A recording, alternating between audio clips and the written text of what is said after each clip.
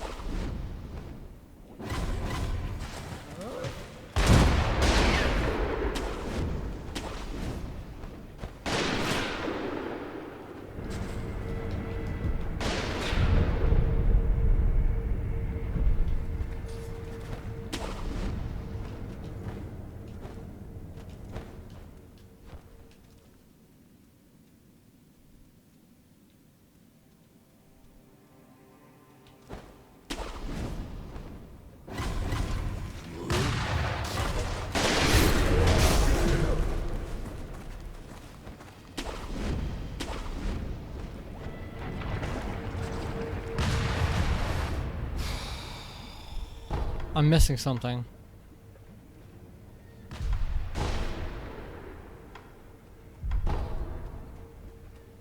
Let's start from the top. Head out. See if we can find what item I'm missing. A little bell.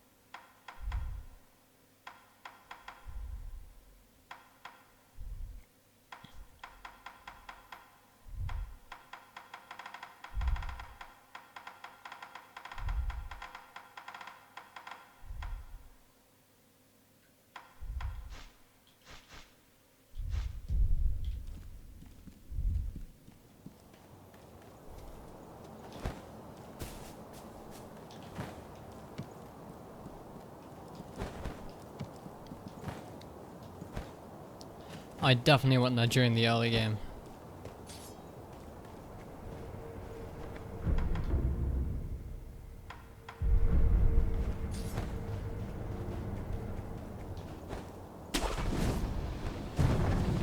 Maybe it's in with the headless. It's the only thing I can think of that's fundamentally different from last time. Oh, maybe it was the lady and her kid.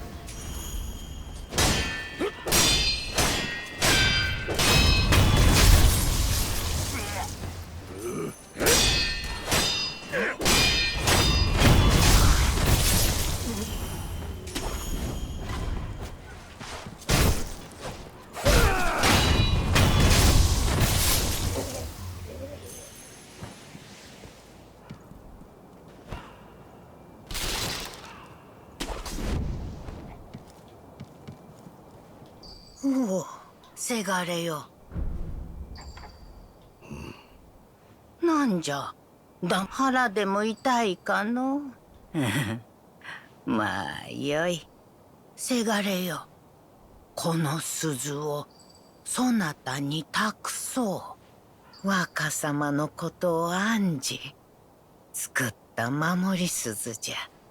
この守り鈴を仏様にお供えしておくれ。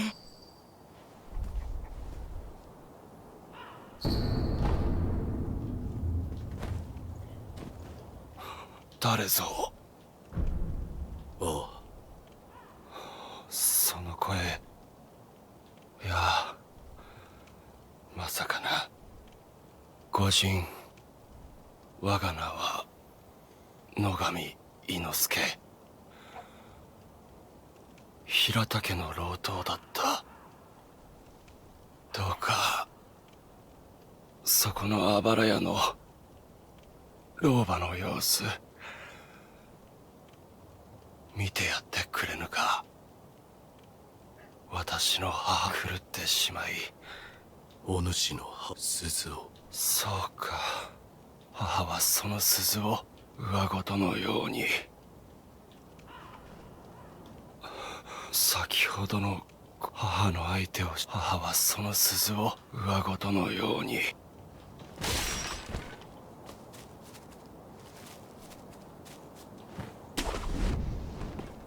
いいな、守り鈴はほら偏屈な仏師が仏様な。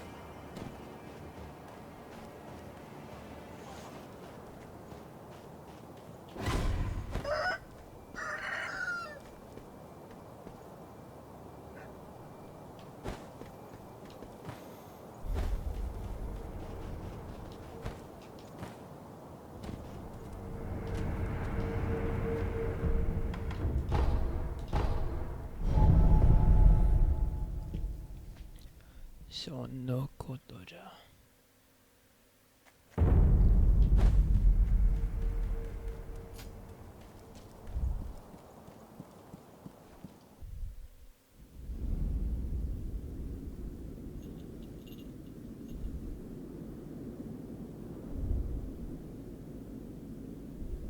目をつぶり、鈴の声を聞いてやるといい。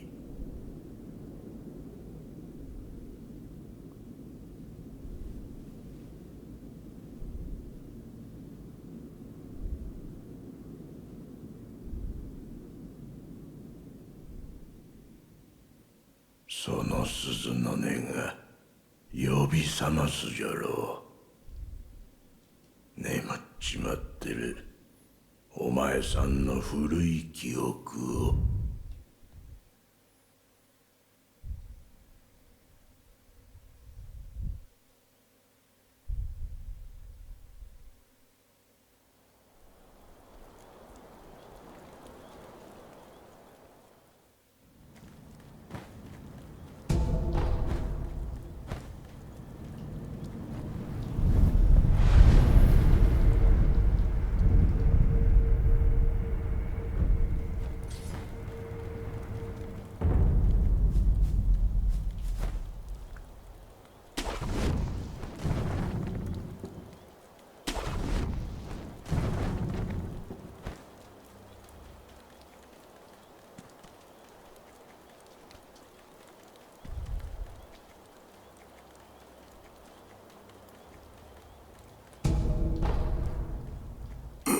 お主、フクロウのせがれか。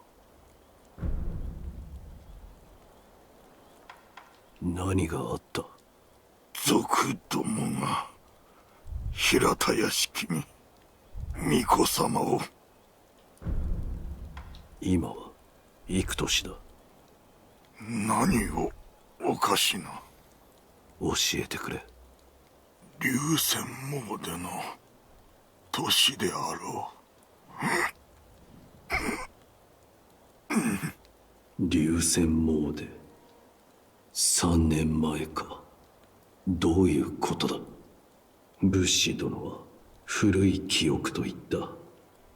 何も覚えてはおらぬが、これは過去ということか。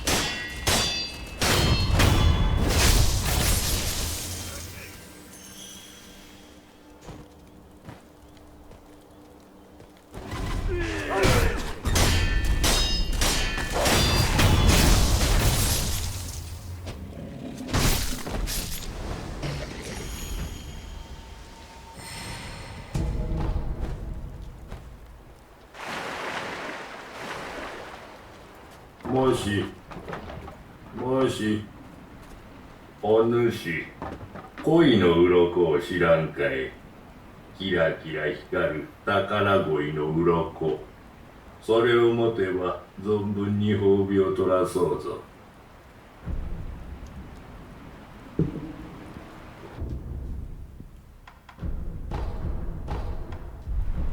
お主よ、我は恋になりたいのじゃ。長い時を育ちとともにある大きな恋、老いぼれぬ恋にの。お主は良き心またう。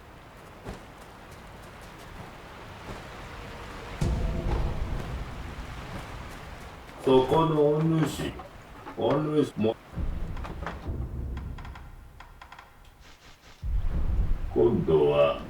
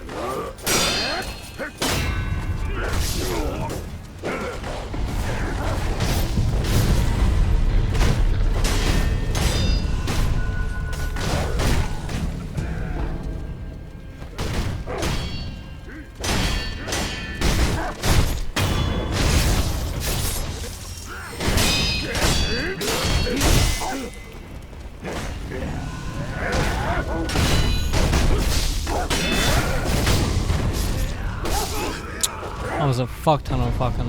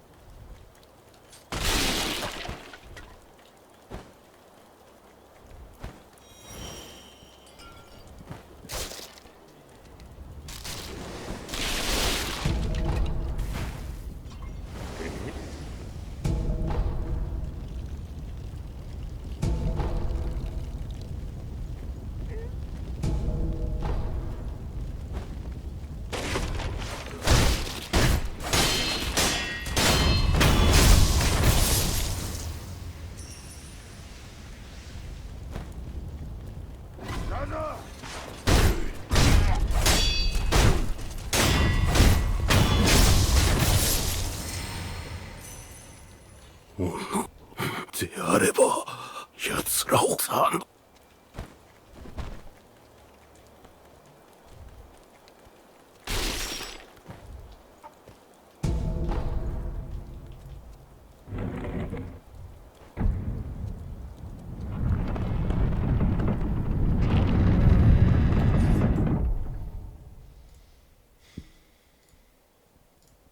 T, Sekiro unfolds beautifully to reveal the plight of the one-armed wolf, a disgraced warrior set to regain his honor through protecting the youngest lord of an ancient bloodline. With death itself not even strong enough to stop the shinobi from completing his mission, it takes some seriously gnarly enemies to even come close to knocking the wolf from his path. And of course, From Software deliver those in endless waves. Looking at the most bizarre, nightmare-inducing, and downright freakish enemies of Sekiro then, let's take a deep dive into where their origins really lie, and what their on-screen counterparts could really mean in the process. It is not an exact science, and just a bit of fun in the grand scheme of the artwork, so bear that in mind if you're looking for any solid answers. You could say that I'm going out on a limb. Just a bit of arm humour there for you. With everything from monstrous giants lying in wait across shadowy realms, to beasts from the deep ready to swallow you whole, to immortal ninjas intent on earning a respectable death, there's more than enough to fill this monster manual to the very brim. I am the Dungeon Master Ash from What Culture Gaming, and these are the 7 weirdest Sekiro enemies and what they represent. 7. Rats. Rats in Sekiro aren't like your usual rodents that scurry around in sewers. The creatures of the game are humanoid, small and grotesque looking, and hiding under bamboo hats, found lurking in the recesses of Ashina as they discuss plans for a secret mission. As part of a side quest, you're tasked with wiping out a number of the rats by the Tengu of Ashina, who gives you a descriptive note that brands them as assassins from Senku Temple. All in all, you don't really learn much about these guys other than that they're a pain in the ass to go head to head with should you bungle a stealth kill. Yet the rats of Sekiro seem to tie in particularly efficiently with the tale of Tesso. Tesso is a supernatural monster akin to a werewolf, though this creature in essence is the rat version, were-rat if you will, which reflects admirably on the small, hunched bodies of the Sekiro rat who seem caught between animal and man. The story of the were-rat was born with Rhaego, a monk who died of hunger whilst demanding payment from an emperor, which the emperor could not enact due to pressure from a warrior monk monastery. Rhaego came back from the dead as Tesso and brought with him an army of rats to terrorise the monastery.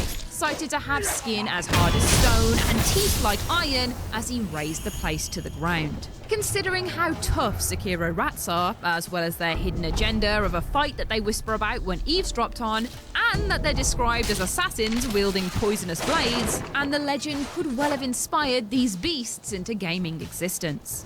6. Chained Ogre. Just as Tesso is part of the supernatural tales of Japan, rather loosely identified as ogres are ingrained into the folklore of the country too. Whilst Oni are often depicted as red-skinned demons with tusks, this ogre is curiously free of any such markers of a classic monster. Instead defined by his entrapment in a wooden pillory that serves as a pretty hardcore necklace when he smashes his way free. The Oni of legend are often regarded as those that will dish out punishments to people that were wicked in life, making Sekiro's shameful death and quest for redemption ripe for this chained ogre's ceaseless attacks. It would explain why he wanted to break free so badly to beat the crap out of our wolf at the very least, as well as his red eyes, since the colour red was used as symbolism of expelling demons or disease. Dragon rot, anyone? In modern iterations of Oni, however, they can be portrayed as protectors, used at the front of parades and painted on rooftops to ward away bad omens. As this ogre is chained up pretty tightly around the outskirts of Ashina, perhaps it was there as a last-ditch effort to protect the area, before being tied up for its own good. 5. Long-armed centipedes. By far the creepiest enemies in Sekiro, the long-armed centipedes, being long-armed centipede Senun and long-armed centipede Ra, are horribly mutated monsters that have transformed into monstrous centipedes in the place of men, wielding disgustingly long and strangely jointed arms as their weapons when you happen across them in Sunken Valley. The centipedes of the game seem to represent the corruption of the monks' religion, with this final form being those who have been pushed the furthest from their honourable human origins, becoming literal pests in the process of losing their sanity. Centipedes in ancient Eastern symbolism are representative of leaders. They're considered chiefs for their ability to scare, poison and turn even the bravest warriors into terrified messes. And these long-arm variants are an excellent example of making even the strongest player want to wet their pants with fear. Only great heroes could defeat centipedes in folklore, so it's lucky we get to play as one in Sekiro, really. They're also noted as the messengers of the god of warfare, Mikade, which explains their naturally volatile reactions in-game. And of course, centipedes are seen as polluted creatures too, associated with death and decay. And with the religion of Sekiro, one that founds itself on the undying, a force that clues you into its deviation from life by its very title, the centipede seems a fitting herald for this theme to play through. 4. Corrupted Monk. Wearing a horrifying mask, the corrupted monk is anything but holy when you happen across it in Mibu village. An 11-foot-tall woman wielding a Nagamaki blade, she moves around the battlefield appearing in a purple ghost-like form at first, available to fight in a true form later in the game should it be something that your path leads you to. This illusionary first appearance is that akin to a ghost, and there is plenty more that aligns with a reading of the corrupted monk as a nightmare from beyond our mortal coil. The preta, or hungry ghosts of Japanese folklore, are creatures that are marked by their tiny heads and slender necks against much larger bodies, a representation of their greed and eternal appetite that they can never quite sate. But if that's the case, what is this monk hungry for? Well, considering you crack her open to find a surprise, and that she's an everlasting immortal being, you can argue that she's never satisfied as a figment of what she once was. Metaphorically hungry for her humanity in the face of a lifetime as a spirit. Her bastardization of religion has left her wanting, now arriving at the bridge left to stand sentinel for eternity. Women monks also weren't common, if existent at all, so it could be a play into a gender, meaning she can never feel the fullness of religion that other male monks would in her place. As an aside, the corrupted monk seems to be wearing a hanya mask, a theatrical device used to represent a female demon, not worlds away from the classic representation of Oni, demonstrating her demonic nature. In her hands, she clutches traditional Buddhist prayer beads, wielding her corrupted faith as a weapon. 3. Headless. Large, fleshy, and appropriately missing their head, killing one of these few mini-bosses simply named Headless results in the pop-up information about them being ruined forms of corrupted heroes who once fought for their country. The latter could allude to the samurai, since these were the warriors of pre-modern Japan who were on the front lines of the country's protection. And samurai, when faced with torture after being captured by enemies or after bringing shame to themselves, would commit seppuku, a ritual suicide that would grant them honor and death. Part of this ritual is the ceremonial cutting of the abdomen to release their spirit, whilst a trusted second party would decapitate the samurai at the moment of most agony. You can see on the headless a mark on the right side of their stomach, and coupled with a rather obvious part of the missing their heads, these warriors could be linked to the practice of seppuku. Bloated and discoloured from death, and not so great with their swords since they're lacking an important part of their motor functions, these headless perhaps are the misguided bodies of samurai in the afterlife, still after a valiant release from a worthy foe in battle. But what about that weird move when they take something from you and seemingly shove it up their ass? In folklore, bodies contain a shirikadama, a little ball that lives inside your butthole and contains your soul. The headless is literally taking your soul out from between your cheeks, as well as probably part of your spine with the vigorousness that he does it with, and reinserting it inside itself to likely become an alive, whole being again. Or at least he's keeping it warm for later. Glad I answered that question. 2. Bulls.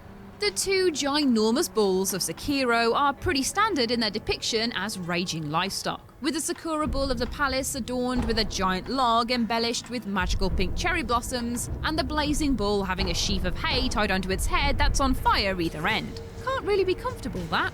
The blazing bull in particular instantly conjures up images of the brazen bull. This was a torture device that consisted of a giant, hollowed out statue of a bronze bull that a person would be shoved inside, and the metal then heated up. It'd eventually cook them alive, turning their screams into the sounds of a roaring bull through a clever ventilation system. And whilst this was a product of ancient Greece, the connotations of a flaming animal intent on death are impossible to ignore. As for the Sakura bull, the cherry blossoms that decorate its horns are a classic symbol of the fleeting nature of life in Japan, due to the tree's extremely short flowering cycle. And obviously, the skull face peeled back to the bone also reinforces that reading. That you have one bull representing the rage and violence of the one-armed wolf as he fights for honour, and the other representing his short life that came to an end at the hands of a better foe feels about right for these 2 creatures in the game. Bullfighting in Japan has been around for centuries also, though it is a world away from its Spanish counterpart. In Togyu, spectators watch the entertainment sport of 2 bulls locked in a head-to-head pushing match instead of a human enraging the beast, and the animals aren't killed afterwards either. The representation of Togyu again feels apt with there being 2 bulls in the game, each at either end of the spectrum for their elemental powers of destructive inferno and the life cycle of the cherry blossom, eternally at war with each other. 1. Wu Guy. Wu Guy is not Wu Guy's real name. Does anyone know his real identity? No, we do not. As he simply woos in and out of our lives, scaring the bejesus out of us before slamming Sekiro into an early grave and moving on his merry way. The Wu Guy is an enemy that launches from the very sky itself, sounding like he's having a grand old time as he hones in on your location, eventually dropping on top of you with all the force of a nuclear warhead whilst you're standing there asking what the f just happened. The Wu Guy is not a part of much Japanese folklore, at least as far as I can tell, but he is the culmination of From Software's dickhead style of gameplay into one noisy crown jewel, where the mimics of Dark Souls were a play on those that carelessly and blindly plundered whatever treasure they stumbled across. The Wu Guy is once again the epitome of not keeping your guard up in a game that very much tells you to be careful, and that boils down to its most pertinent point when faced with such a noise that all but signposts something is coming for you from realms unknown. In short, the Wu Guy is the developer's reminder that even though we're in a world of serious enemies and impossible beasts, they're still going to take the time to dick on us in the most ridiculous ways in the effort of teaching us brand new tricks. Thank you, but also, f you. And that's our list. What other weird monsters do you want to hear about in this here monster manual? Share your thoughts in the comment section below. I've been Ash and this has been What Culture Gaming. Make sure to subscribe to the What Culture YouTube channel for more lists like this. And don't forget to visit whatculture.com for daily news and articles. Thanks for watching.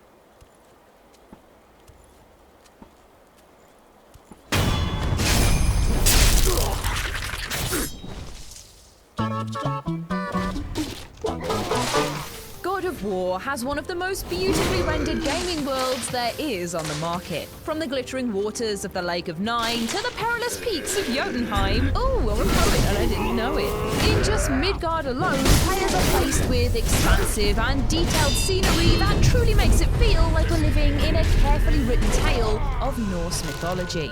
Whilst glorious landscapes and rough heroes are all part and parcel of a grand story, it wouldn't be anything without the terrifying monsters that lie in wait around the edges. Picked straight from old legends, the undead hordes and giant scaly creatures that cross Kratos' path are some of the most interesting parts of the game.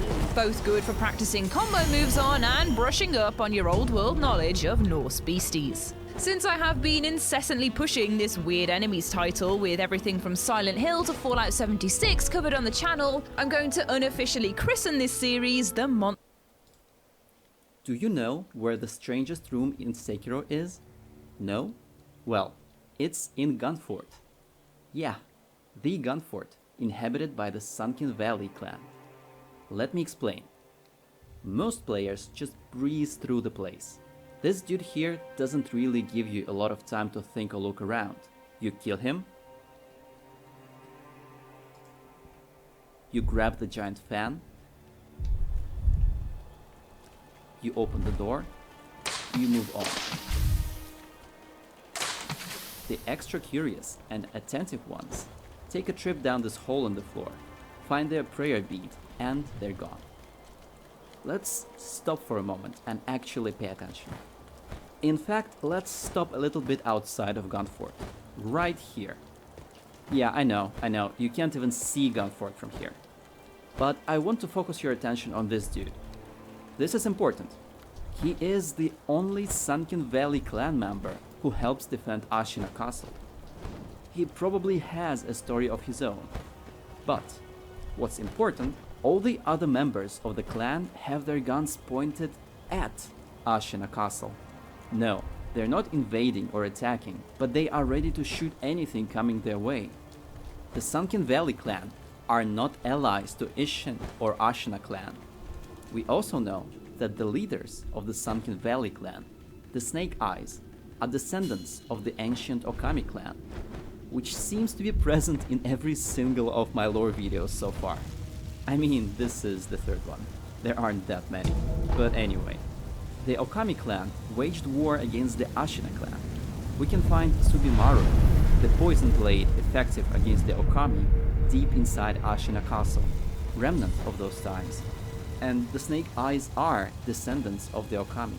So maybe this ancient conflict is one of the reasons the Sunken Valley clan is hostile to Ashina. Anyway, making our way through the mountains and towards the Gunfort, we find one of the two Snake Eyes. Honestly, I'm sort of skeptical about these rumors. They are supposed to be able to spot and shoot a target from a huge distance. Snakes have extremely clear vision and great depth perception, but literally the entire Gunfort is as we enter the zone of the death right here.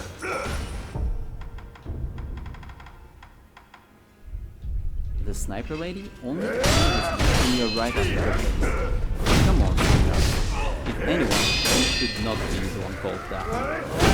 Anyway, enough with that. Before we go in, I want to direct your attention to the garments of every Sunken Valley clan member out here. See the bandages around their bodies? We'll come back to them in a moment. Okay, let's finally check this out for a second. But before we do, it's a good time to remind. Subscribe if you're enjoying this. You can find more extras and lore videos on my channel. Thanks. Okay, on my first playthrough, I honestly expected some sort of fortress with a bunch of enemies inside. But no, all the clan members are sitting outside doing target practice on you. In here, you also have a tracker and a shrine. And this one. Remember the bandages? Notice how he has the same bandages as every member of Sunken Valley clan hanging out in the cold. And so do all the small Sunkens. This is their origin. They are not some sort of simple temple experiments gone wrong, as people are eager to claim. They are originally members of the Sunken Valley clan. What happened is a whole different story though. This beautiful friend aside, let's take a good look around. The shrine is different from any of the shrines built by monks of Semple Temple.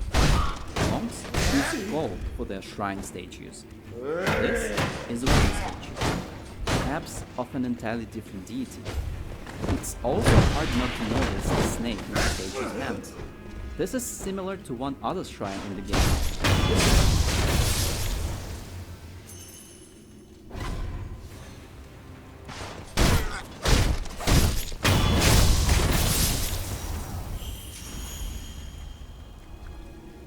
It is not a snake we find here though, but the dried serpent viscera. We learned from it. Apparently, denizens of the Sunken Valley worship the organs, believing they represent the deity itself. Even more proof that these shrines are specifically built by the Sunken Valley clan. If we stumble about the shrine a little bit, we discover some guns laying around. And this. Do you see what I see? The feathers. Owl feathers, in fact. Unless I missed something, you can only find them in two other instances. This dude and these dudes. I feel like if Owl the Shinobi would lean against this wall or fight in here, as suggested by the holes and feathers, this wall would be just gone. On the other hand, this hole could come from Father Owl smashing into the floor. It is smashed inwards after all, and there are no charred floorboards, meaning it was not an explosion that caused this. Anyway, there isn't enough going on to suggest that this was caused by Father Owl. Now, to add to the feathers mystery, let me open up this door for you.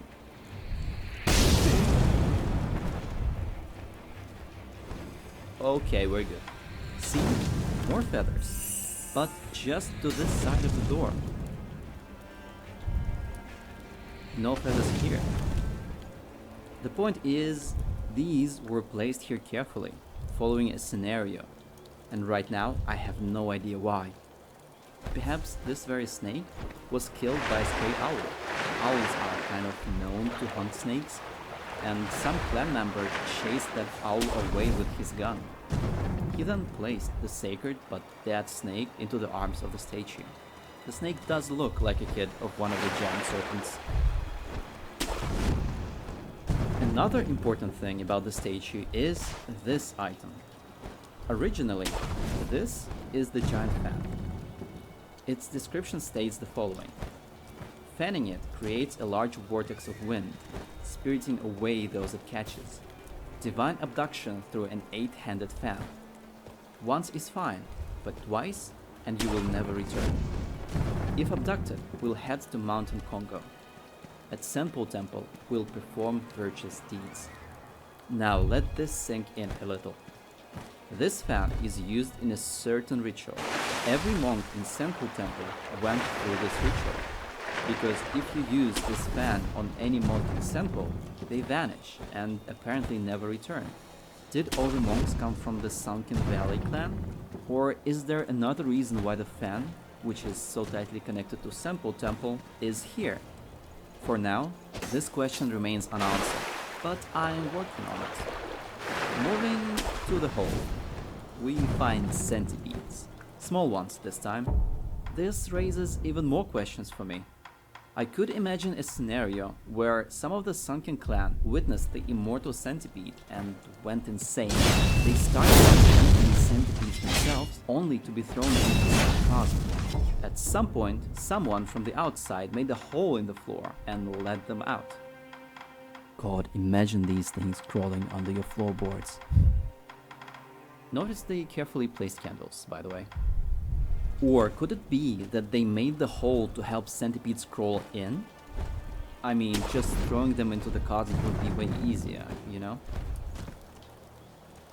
Going back to the giant fan and monks' obsession with immortal centipedes. I thought that maybe monks of the Central Temple used the fan to move most of the centipede people to Mountain Congo, as some sort of a semi-divine beings or something. Or maybe they are functionally related to centipedes. Well, whatever it is. But when I tried to use divine abduction on the centipedes in Senpo, nothing happened. In fact, it only works on monks and nobody else, so far. So, no, these centipedes were not transported there using the giant fan. Maybe the description of the fan actually means that they will head to Senpo Temple after being abducted. not that abduction takes them to Sample Temple. Yet another mystery I'm leaving you with today. Well, there you go. Besides what I just explained, I couldn't find any other significant connection between the Centipedes, the Sunken Valley clan, the Sampo monks, and this room. But Yo, what is up, guy?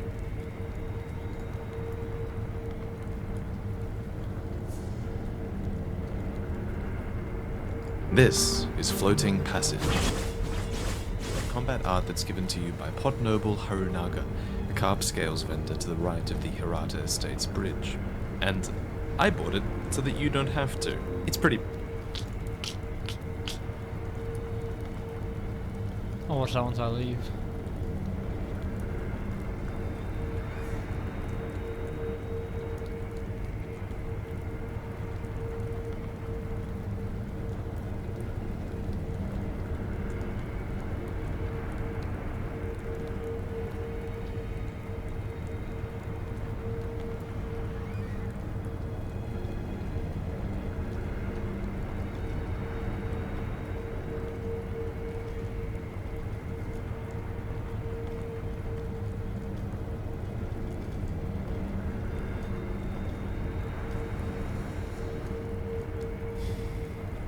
I need more lore.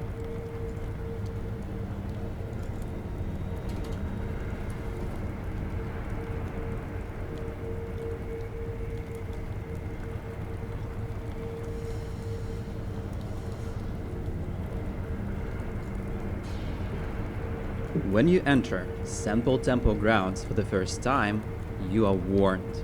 The monks here have turned away from Buddha. Today, I will tell you a story of how the Sample Temple went down its path of infestation and who keeps it in check. The monks of Ashina always sought enlightenment. In fact, their ways are inspired by Shugendo, a version of Buddhism practiced by mountain-dwelling monks. It was most common in the 3 mountains of Dewa region in Japan.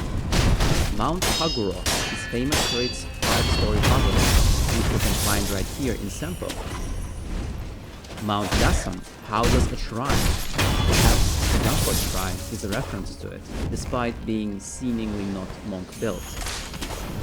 Mount Yudono has a famous story to it, and a similar gate serves as the entrance to Ashina Depth.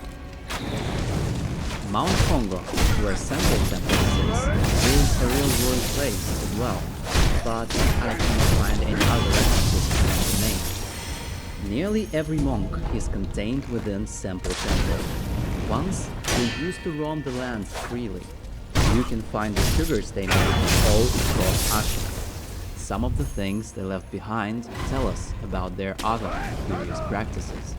In fact, the monks of Sample sought immortality even before the infestation with centipedes began.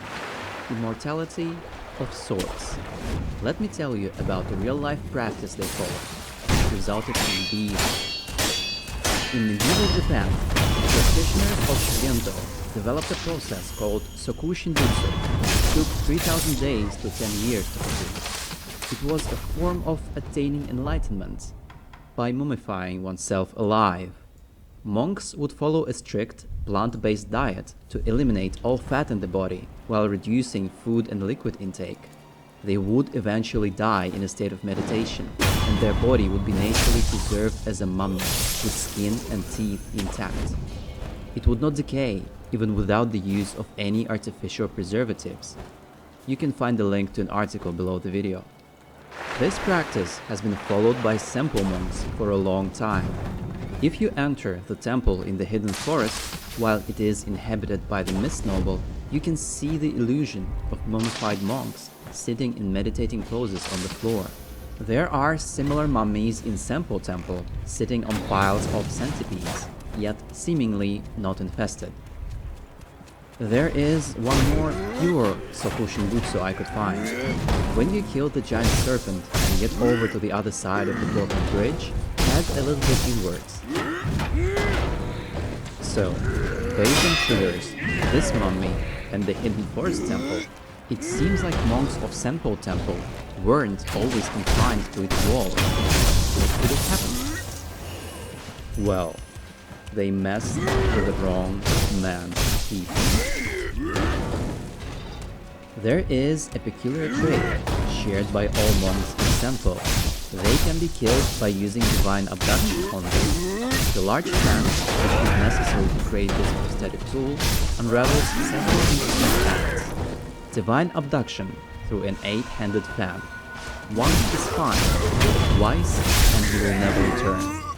If abducted, he will head to Mount Congo. At Senpo Temple, we will perform virtuous deeds. A couple times in my videos, I mentioned that all monks should have gone through a certain ritual where the large fan is used, and that is the reason you can kill them by abducting.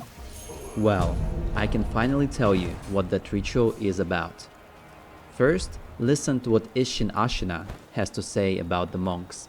Who knows what those degenerates are doing shut away up there in the mountains? He doesn't sound too excited about them. We know that Isshin Ashina is Tengu of Ashina, this long-nosed swordsman.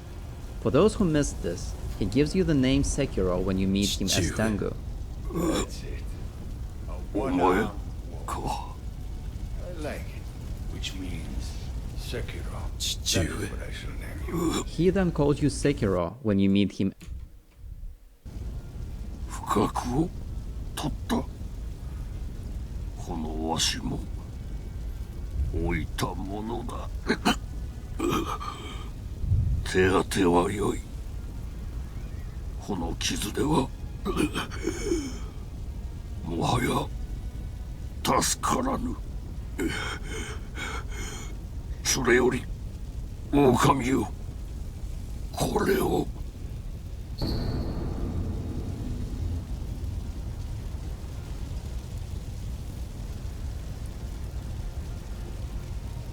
これはお屋敷の隠し仏で巫女様はだがこの火の手じゃ正面からは入れぬ崖外からならばそうじゃあちらから外へてさすればかり狼よはい主は絶対狼よ命を落としてお父上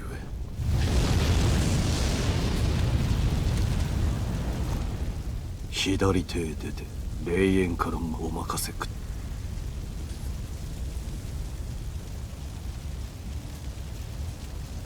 この火の手では正面からは無理か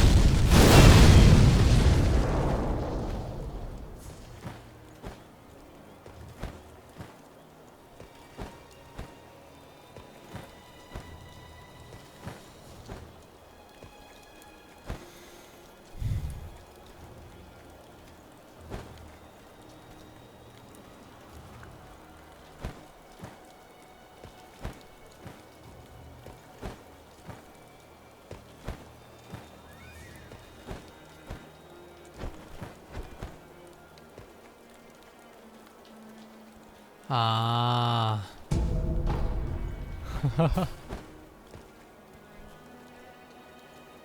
All that effort I made last time and all I had to do was fucking crouch.